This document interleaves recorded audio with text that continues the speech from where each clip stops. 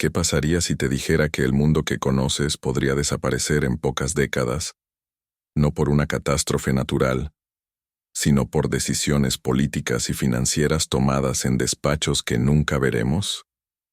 Imagina un mundo donde el oro y la plata dejan de ser simples inversiones y se convierten en gritos de alarma, donde las alianzas internacionales tradicionales se rompen y donde un solo país intenta rediseñar el tablero geopolítico entero a su favor.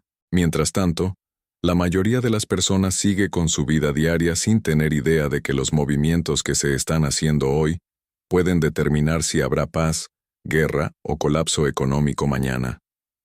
En los últimos años, Donald Trump ha dejado claro que su visión del mundo es muy distinta a la de las élites globalistas que dominaron las décadas anteriores. Su agenda no es solamente hacer a América grande otra vez, sino reestructurar la forma en que Estados Unidos se relaciona con China, con el resto de Occidente y con las instituciones internacionales. Al mismo tiempo, analistas como Yang Shueqin sostienen que el capital transnacional ya aceptó que el modelo actual está agotado y se prepara para extraer hasta la última gota de riqueza antes de dejar que el sistema arda. Este video está basado en una clase del profesor Yang Shueqin. Puedes encontrar el enlace a la clase completa en la descripción del video. Para entender la estrategia de Trump hacia China, lo primero es desmentir una idea muy común. Trump no quiere destruir a China. Destruir a China sería como destruir la fábrica principal del mundo. Estados Unidos depende profundamente de la manufactura china. Si las fábricas chinas se detuvieran de golpe, los supermercados estadounidenses quedarían vacíos, las cadenas de suministro colapsarían y muchas empresas quebrarían.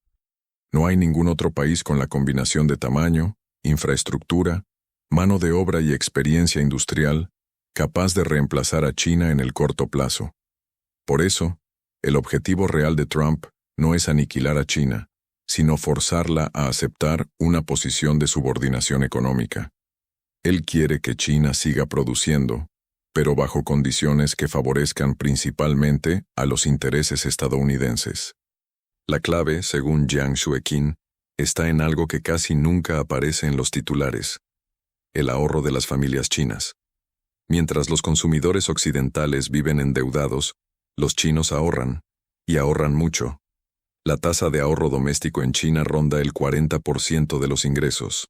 Esto significa que, de cada 100 unidades de dinero que gana una familia china, 40 se guardan en lugar de gastarse. En cambio, en muchos países desarrollados de la OCDE, la tasa de ahorro apenas llega al 5 o 6%. Es decir, la mayoría de la gente vive al límite, sin colchón financiero. En Canadá, la situación es aún más extrema. El nivel de deuda de los hogares supera el 100% de sus ingresos. Los canadienses, en promedio, deben más dinero del que ganan en un año. Algo parecido ocurre en Estados Unidos y en buena parte de Europa, donde tarjetas de crédito, hipotecas y préstamos estudiantiles forman una montaña de deudas imposible de pagar completamente. En este contexto, los ciudadanos chinos aparecen como el gran tesoro del sistema global. Millones de personas con ahorros significativos, relativamente poca deuda y una capacidad de consumo todavía no explotada a su máximo potencial. Para Trump y otros líderes occidentales, la pregunta no es si deberían acceder a ese ahorro, sino cómo hacerlo. Y es aquí donde entran los 3 mecanismos principales que Yang describe. El primer mecanismo es el sector inmobiliario. Países como Canadá se han acostumbrado a inflar su mercado de vivienda con capital extranjero. Durante años, inversores chinos han comprado apartamentos, casas y edificios enteros en ciudades como Vancouver y Toronto. Esto elevó los precios a niveles insostenibles, beneficiando a bancos, promotores y gobiernos locales, pero dejando a muchos ciudadanos sin posibilidades de comprar una vivienda. Ahora que el flujo de dinero chino se ha frenado, esos mercados parecen esquemas que solo se sostienen con nuevas entradas de capital. Por eso, figuras como Mark Carney ven como solución volver a atraer grandes cantidades de ahorro chino hacia el ladrillo, aunque sea para mantener en pie un sistema que ya muestra señales de agotamiento. El segundo mecanismo es la educación superior. Las universidades estadounidenses y canadienses se han vuelto adictas al dinero de los estudiantes extranjeros, especialmente chinos. Esos estudiantes pagan matrículas mucho más altas que los alumnos locales y sostienen programas que, sin ellos, cerrarían. Trump ha propuesto duplicar el número de estudiantes chinos en Estados Unidos, pasando de unos 200,000 a 600,000. Esa cifra no es simplemente un dato educativo, es un plan financiero. Cada estudiante chino representa años de pago de matrículas, alquileres, consumo y, en muchos casos, inversiones posteriores si se quedan en el país. De hecho, ya podemos ver lo que ocurre cuando esos estudiantes se van. En Canadá, varias instituciones de educación superior están al borde de la quiebra o cerrando porque la lluvia de dinero extranjero se ha reducido. El tercer mecanismo es el más complejo y al mismo tiempo el más peligroso: las stablecoins o monedas estables. Estas son criptomonedas diseñadas para tener un valor estable, normalmente ligado al dólar estadounidense. Grandes empresas tecnológicas como Google, Facebook o Apple podrían emitir sus propias monedas digitales, respaldadas por bonos del Tesoro de Estados Unidos. En la práctica, eso permitiría que millones de personas en todo el mundo usen estas monedas para ahorrar y pagar, aunque nunca pisen territorio estadounidense. ¿Por qué esto es importante para la estrategia de Trump? Porque si los ciudadanos chinos empiezan a guardar sus ahorros en stablecoins vinculadas al Tesoro estadounidense, entonces parte de la gigantesca deuda de Estados Unidos se descarga directamente sobre ellos. Muchos analistas rusos ya han señalado que Washington quiere usar estas monedas digitales para trasladar el peso de su deuda al resto del planeta. Desde la perspectiva de Yang, el objetivo final es claro: canalizar el ahorro de las familias chinas hacia los mercados inmobiliarios occidentales, las universidades y las stablecoins, sin ceder control político real. Este conjunto de mecanismos no es un proyecto abstracto a décadas vista. Es un plan que ya está en marcha y que, según se espera, será discutido de forma explícita en las reuniones entre Trump y el liderazgo chino. La gran incógnita es cómo responderá Beijing. ¿Permitirá que sus ciudadanos se conviertan en los financiadores invisibles del sistema estadounidense, o buscará bloquear estos canales y crear sus propias alternativas?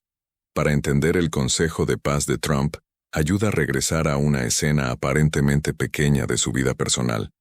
Cuando se mudó a Palm Beach, quiso entrar en el club social más exclusivo, el Country Club de la ciudad. La respuesta fue un no rotundo. Lo consideraban un nuevo rico vulgar, un intruso en un círculo de élites tradicionales. Trump no se resignó. En lugar de intentar convencerlos, creó su propio club, Mar-a-Lago. Esta reacción resume su manera de relacionarse con el poder establecido. Si no lo dejan entrar, él construye una estructura paralela donde las reglas las pone él. La misma lógica se aplica a la política internacional. Durante su primer mandato, Trump fue a las Naciones Unidas y advirtió a los países europeos, especialmente a Alemania, sobre los riesgos de depender del gas ruso a través del gasoducto Nord Stream. En aquel momento, muchos diplomáticos se rieron de él, literalmente.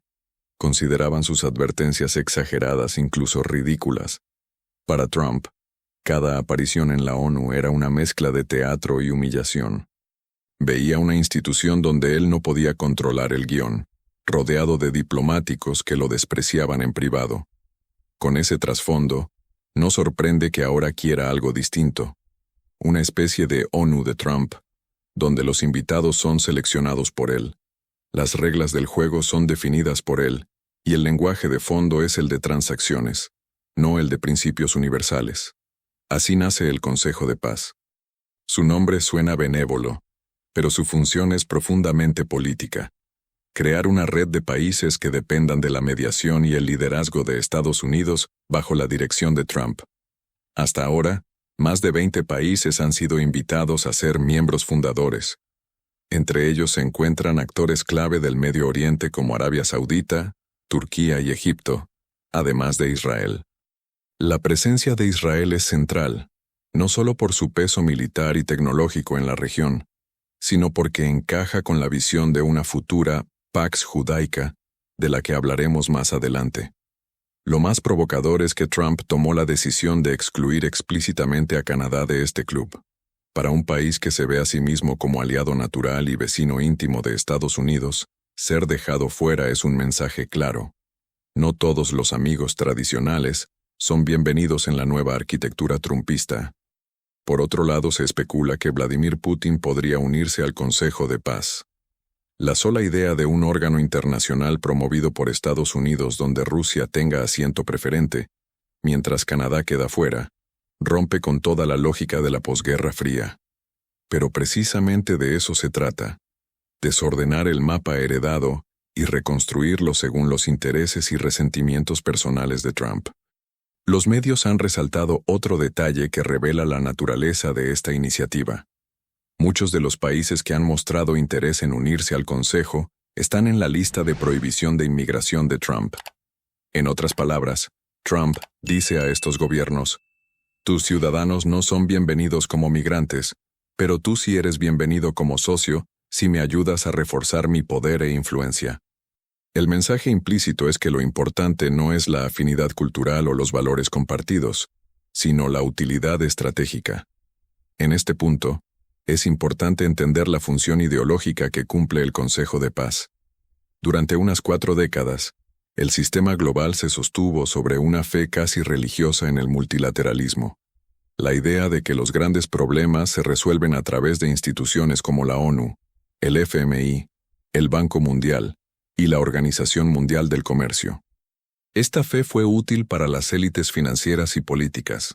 Les permitió justificar políticas que integraban a los mercados, pero dejaban a muchos ciudadanos al margen. Hoy, esa fe está rota.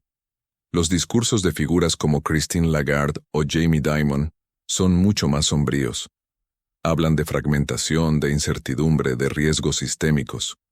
Saben que la época de una globalización ordenada bajo reglas relativamente estables ha terminado. Trump no solo acepta este fin de ciclo, lo celebra y lo acelera. La doctrina Monroe, que retoma y adapta la vieja doctrina Monroe, propone un control firme del hemisferio occidental, combinado con una presencia selectiva pero agresiva en Europa y Oriente Medio.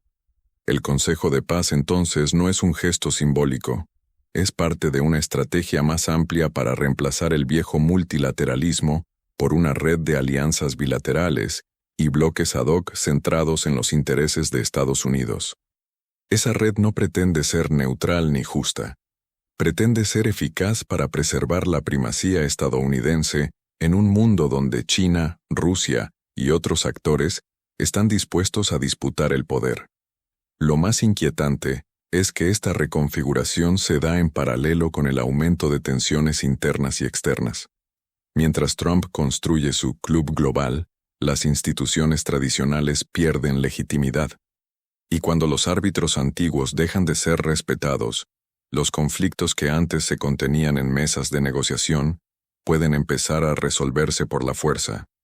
El Consejo de Paz podría convertirse tanto en una herramienta de mediación como en una plataforma para legitimar futuras intervenciones, sanciones y guerras de nueva generación.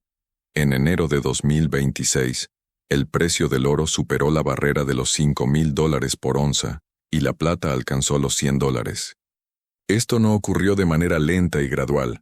En cuestión de semanas, la plata pasó de niveles en torno a $50 a 80, luego a 95, hasta romper por fin los 100.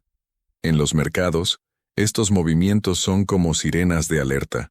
Cuando los inversores corren hacia el oro y la plata con tanta fuerza, es porque están huyendo de algo que consideran mucho más peligroso. Las monedas tradicionales, como el dólar, el euro o el yen, son lo que llamamos monedas fiduciarias. No están respaldadas por oro físico, sino por la confianza en los gobiernos que las emiten. Mientras la gente cree que esos gobiernos podrán pagar sus deudas y mantener un cierto orden económico, esas monedas funcionan. Pero cuando la confianza se erosiona, los inversores empiezan a buscar refugios que no dependan de la promesa de ningún Estado. De ahí el auge del oro y la plata en momentos de crisis. Goldman Sachs y otros grandes bancos de inversión han ajustado sus previsiones para estos metales al alza, hablando de precios que hace pocos años habrían parecido imposibles. Esto no significa solo que vale la pena invertir en oro. Significa que los actores que manejan grandes volúmenes de capital esperan turbulencias severas, inflación descontrolada, impagos de deuda soberana, quiebras en cadena de bancos o incluso guerras que afecten infraestructuras clave, como oleoductos, gasoductos y rutas marítimas. Yang utiliza una metáfora muy clara para explicar lo que está ocurriendo, la del edificio en ruinas. Imagina que eres un inversor propietario de un edificio viejo, lleno de grietas, con problemas estructurales tan graves que ya no cumple los códigos de construcción modernos. Para hacerlo habitable de nuevo, tendrías que gastar una fortuna, tal vez más de lo que podrías ganar alquilándolo en el futuro. En ese punto, muchos inversores optarían por una salida cínica. Conviertes ese edificio en un último negocio especulativo. ¿Cómo lo haces? Primero empiezas a vender unidades del edificio muy por encima de su valor real, aprovechando el desconocimiento o la desesperación de los compradores. Quizás el edificio tiene 100 apartamentos, pero tú vendes derechos sobre 10,000 supuestas unidades, multiplicando las promesas. Das descuentos, ofreces condiciones atractivas y creas la ilusión de una oportunidad única. Recaudas mucho dinero en poco tiempo. Luego, cuando ya no queda nada más que exprimir, dejas que el edificio se incendie, literal o metafóricamente. El costo de la destrucción lo asume otro. El Estado, los residentes, el sistema de seguros. Tú ya saliste con el bolsillo lleno. Según Yang, algo similar está sucediendo a escala planetaria. El sistema financiero global, basado en deuda creciente, desigualdad extrema y crecimiento infinito en un planeta finito, ha llegado a un punto en que ya no puede sostenerse sin reformas profundas.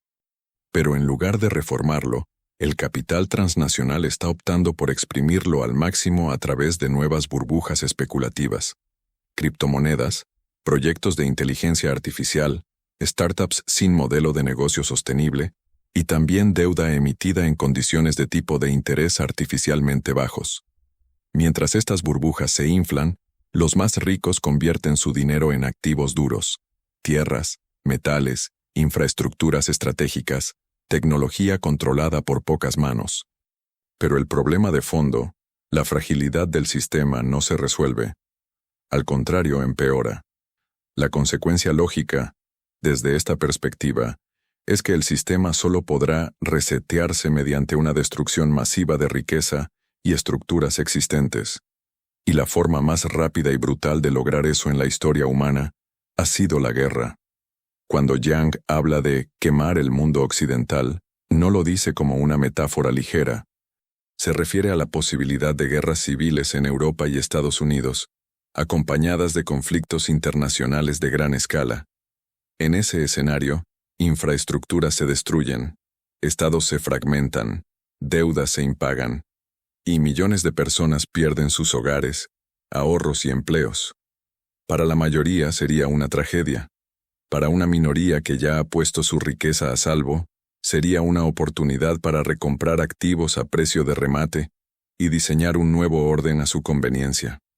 Aquí es donde entra la idea de la Pax Judaica, o paz bajo hegemonía israelí. Según esta visión, después de una gran guerra en Oriente Medio, especialmente centrada en Irán, toda la región quedaría devastada. Irak, Libia y Siria ya han sido desestabilizados o destruidos en buena medida. En un futuro escenario extremo, Turquía y Egipto podrían sufrir también graves conflictos. El resultado sería un conjunto de territorios arrasados, pero con una ubicación estratégica única, en el cruce entre Asia, Europa y África. Gaza se convierte en un símbolo de este proceso. Más que un campo de batalla, se asemeja a una demolición controlada. Edificios destruidos, población desplazada, infraestructuras borradas. Tras la devastación, el territorio se vuelve una especie de lienzo en blanco, donde se puede planificar nuevas zonas residenciales, complejos turísticos, centros tecnológicos o corredores logísticos. Para reconstruir todo esto, se importarían millones de trabajadores de países como India, China y Filipinas, mano de obra barata dispuesta a aceptar salarios bajos a cambio de oportunidades. Mientras tanto, el resto del mundo se vería atrapado en crisis internas y externas. Europa dividida por conflictos internos, Estados Unidos lidiando con su propia guerra civil, regiones enteras luchando por recursos básicos. En ese contexto, un gran Israel, con apoyo de capital transnacional, tecnología avanzada y respaldo militar, podría presentarse como una isla de estabilidad relativa. El dinero global que huye del caos encontraría allí un refugio para invertir, reconstruir y empezar un nuevo ciclo de acumulación. Este es el sentido profundo de la combinación entre colapso financiero, auge del oro y la plata, y conflictos crecientes. No son fenómenos aislados, son piezas de un mismo proceso, el fin de un orden y la preparación violenta de otro. Al hablar de los conflictos que pueden definir las próximas décadas, Yang destaca varios teatros, pero dos ocupan el centro del escenario: Irán y la relación entre China y Japón.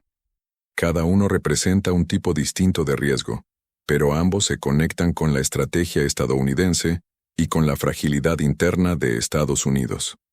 Empecemos por Irán. Para muchos analistas, lo que ocurra allí determinará la estructura de poder global durante los próximos 50 años. Irán no es solo un país más del Medio Oriente. Es una potencia regional con grandes reservas de petróleo y gas, una población joven y politizada, y una ubicación estratégica entre Asia Central, el Golfo Pérsico y el Cáucaso. Además, tiene una historia de resistencia frente a la intervención extranjera, desde el golpe apoyado por la CIA en 1953 hasta las sanciones más recientes.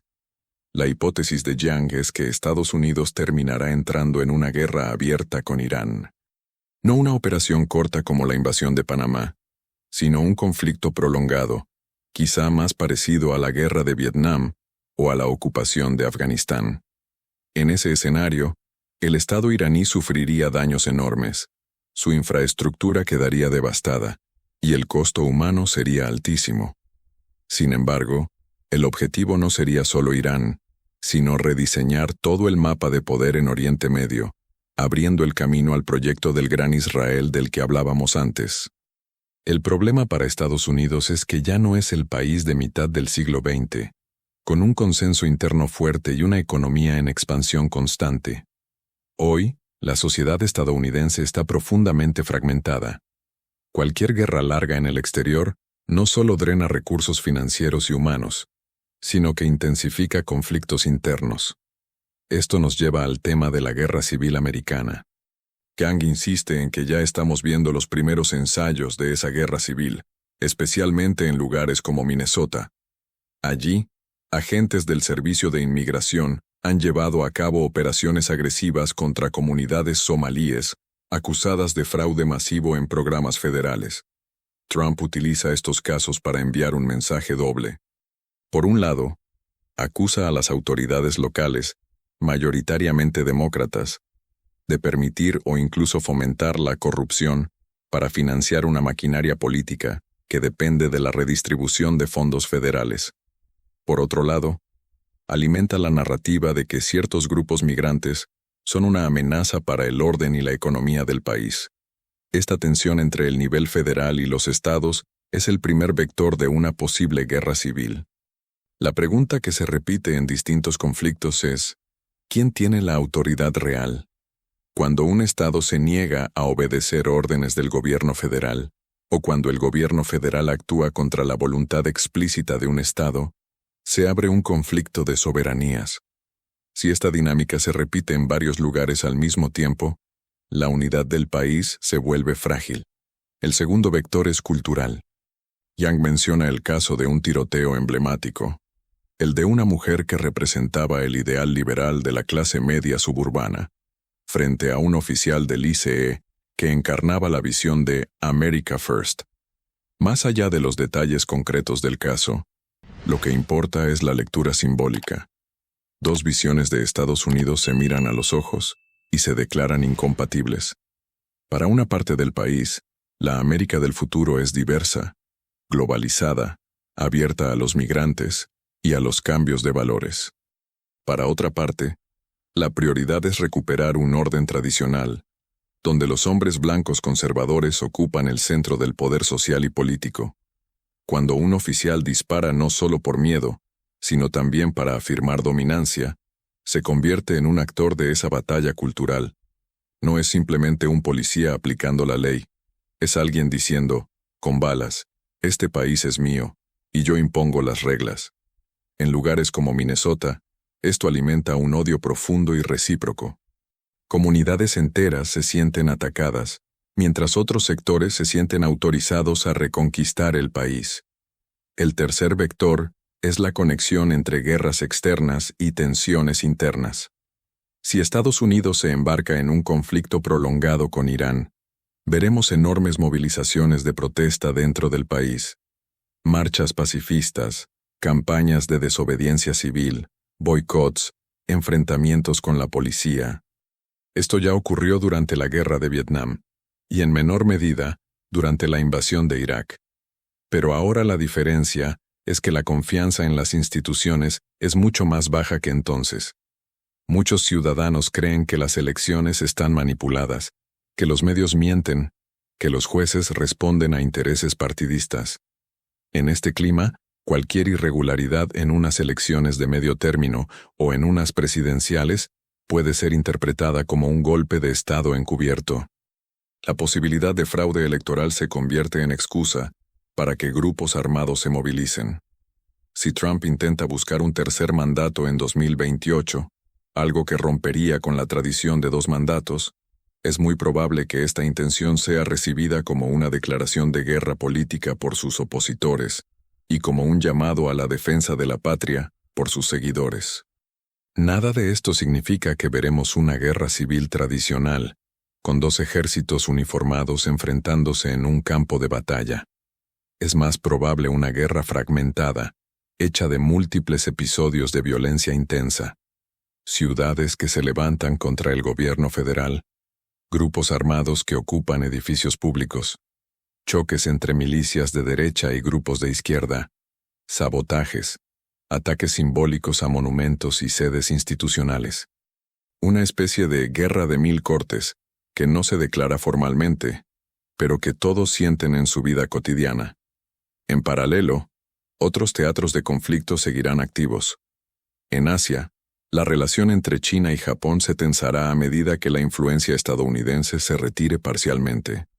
Japón sabe que su supervivencia económica depende de la libertad de navegación en el Pacífico y en los mares cercanos a Taiwán. Si China llegara a controlar Taiwán de forma directa o indirecta, podría imponer un bloqueo que estrangularía la economía japonesa. Aunque China no tenga hoy capacidad militar suficiente para una invasión, su estrategia es más sutil: absorber Taiwán económicamente hasta que su independencia política sea casi una ficción. Estados Unidos, consciente de que no puede combatir a China abiertamente en su propio vecindario, sin arriesgar demasiado, opta por empoderar a Japón como su principal contrapeso en la región. Esto convierte al archipiélago japonés en una especie de punta de lanza contra la expansión china, pero también en un objetivo prioritario si las tensiones se salen de control. Así, el mapa que Yang dibuja es el de un mundo lleno de líneas de falla. Cada una podría, por sí sola, desencadenar una crisis grave. Pero lo verdaderamente peligroso es que todas están activas al mismo tiempo, conectadas por decisiones de las mismas élites políticas y financieras. Si juntamos todas estas piezas, el cuadro que aparece no es el de una crisis aislada, sino el de una transición histórica. Por un lado, tenemos a Estados Unidos, bajo el liderazgo de Trump, tratando de rediseñar el orden global a través de una combinación de presión económica sobre China, nuevas alianzas como el Consejo de Paz y una política exterior más agresiva hacia regiones como Oriente Medio. Por otro lado, vemos a un sistema financiero mundial que ya no confía en sus propias monedas y que corre hacia el oro, la plata y otros refugios, anticipando tormentas severas. Mientras tanto, las tensiones internas en países clave, especialmente en Estados Unidos, se acumulan como nubes de tormenta. Conflictos culturales, raciales, económicos y territoriales se entrelazan con guerras externas potenciales, creando un escenario donde la posibilidad de una guerra civil ya no es una fantasía lejana, sino una hipótesis que analistas serios se atreven a considerar. Y en medio de todo esto, aparece la idea de una nueva orden mundial centrada en Israel y en un Oriente Medio, reconstruido sobre los escombros de estados destruidos. No podemos prever cada detalle de lo que ocurrirá, pero sí podemos reconocer los patrones y prepararnos intelectualmente para un mundo más inestable y violento. Si quieres seguir entendiendo cómo estas fuerzas invisibles moldean la política, la economía y, en última instancia, tu propia vida, te invito a suscribirte al canal, activar las notificaciones y compartir este video con quienes aún creen que todo seguirá igual que antes. El mundo está cambiando rápidamente, y la mejor defensa que tenemos es comprender lo que está pasando antes de que sea demasiado tarde.